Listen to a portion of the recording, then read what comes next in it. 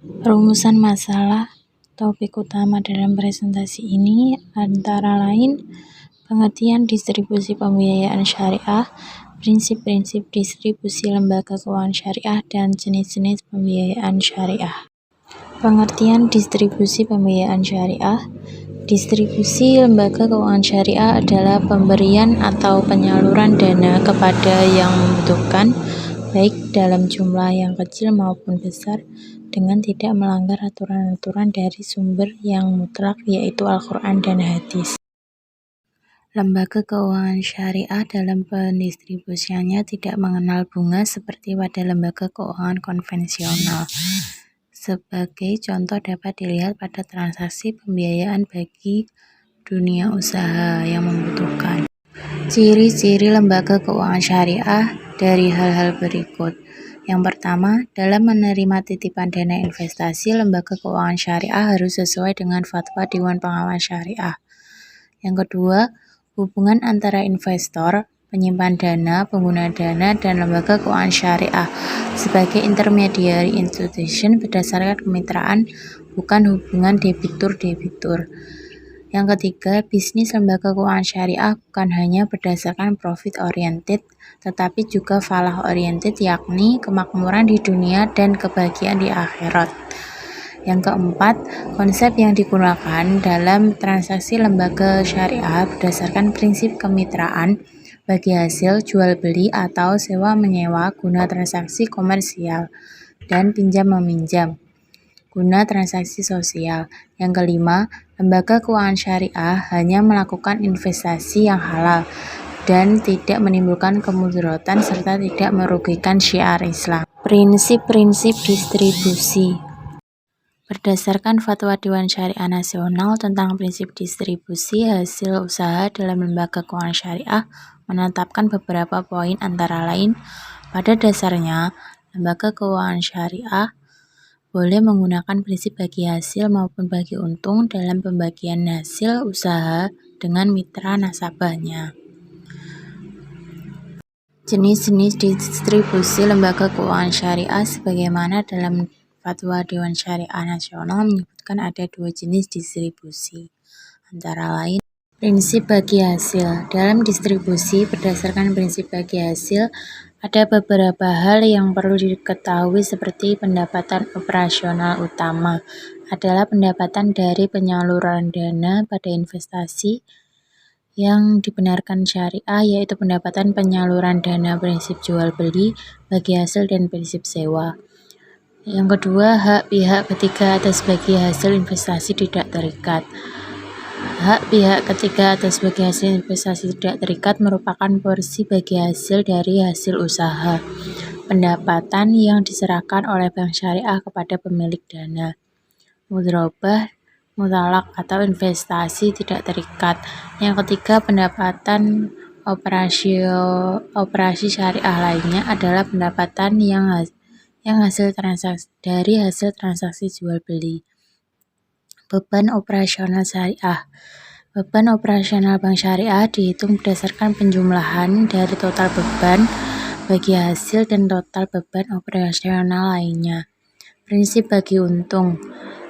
Prinsip bagi hasil atau bagi untung menurut Bank Indonesia adalah suatu prinsip pembagian laba yang diterapkan dalam kemitraan kerja di mana porsi bagi hasil ditentukan pada saat akad kerjasama. Adapun jenis-jenis laporan dari prinsip bagi hasil antara lain: A. Laporan hasil usaha mudharabah. Laporan ini dibuat sebagai pertanggungjawaban bank syariah dalam mengelola dana mudharabah mutlaqah yang telah dipercayakan sahibul ma'al atau pemilik dana kepada bank syariah sebagai mudharib atau pengelola. B. Laporan laba rugi bank syariah berisi tentang data-data kepentingan lembaga keuangan syariah itu sendiri, khususnya beban yang dikeluarkan oleh bank syariah itu sendiri, dan data-data yang lebih diperhitungkan dalam pembuatan laporan pengelolaan dana mudharabah. Adapun hal-hal yang perlu diperhatikan dalam laporan laba rugi lembaga keuangan syariah antara lain: yang pertama, pendapatan bank sebagai mudharib, yang kedua pendapatan operasi syariah lainnya, yang ketiga beban operasi syariah. Yang kedua profit sharing, yaitu perhitungan bagi hasil didasarkan kepada hasil bersih dari keseluruhan pendapatan setelah dikeluarkan segala biaya yang dikeluarkan untuk memperoleh pendapatan tersebut. Dalam hal ini semua pihak yang terlibat dalam akad akan mendapat bagi hasil sesuai dengan keuntungan yang diperoleh, bahkan tidak mendapatkan keuntungan apabila pengelolaan dana mengalami kerugian.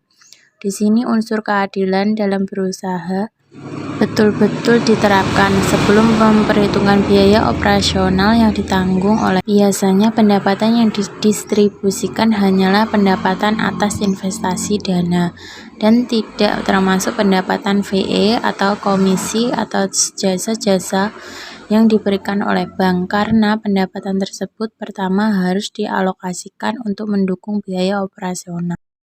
Jenis-jenis pembiayaan syariah berdasarkan tujuan penggunaan dana yang diperoleh nasabah dari pembiayaan yang dilakukan oleh bank syariah. Pembiayaan dapat digolongkan ke dalam beberapa kelompok aktivitas pembiayaan. Jenis-jenis pembiayaan yang umum ditemukan dalam usaha perbankan syariah. Yang pertama adalah pembiayaan modal kerja.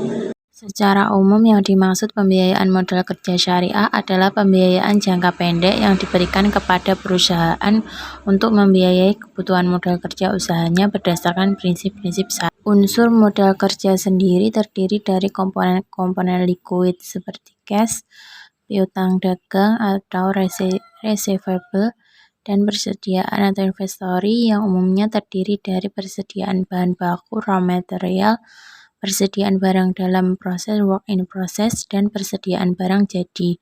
Oleh karena itu, pembiayaan modal kerja merupakan salah satu atau kombinasi dari pembiayaan likuiditas, cash finansial, pembiayaan piutang, receivable financing, dan pembiayaan persediaan inventory. Hal-hal yang harus diperhatikan dalam melakukan analisa pemberian pembiayaan. Besarnya kebutuhan modal kerja suatu usaha sangat bergantung pada skala usaha yang dijalankannya.